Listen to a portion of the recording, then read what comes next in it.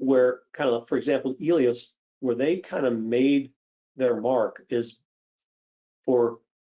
clinicians to help them with the documentation on that individual session, which that's onerous enough. Just, set aside group for a second.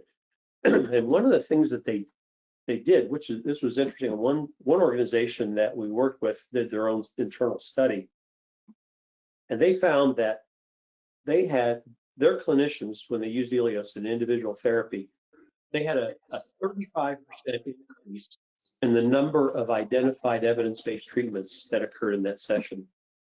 And I thought that somehow we've created this EBT epiphany among therapists, that they've suddenly seen the light. I'm now doing EBT. Well, that wasn't it at all, of course. What was happening was these were good therapists who were doing EBTs, and they were forgetting to document.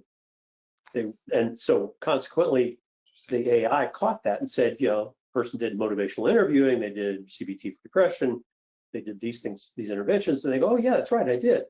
And they took that suggestion and built it into the note. So we saw this, you see this huge increase in EBTs. Same thing's going to happen with groups.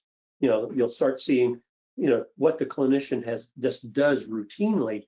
It will prompt them to help them write a better note, both for the process note, which is what happened in the group generally with no names in it, and then Paul's unique contribution. What did he do? And that, of course, only goes into your note. The first one goes into everybody's note. But this one, and then here's what Denny did. This is what this person did. And here's the things that the clinician did to help facilitate this process.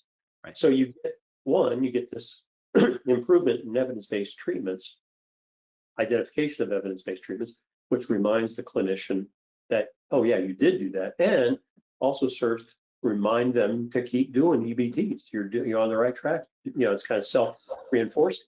Sure.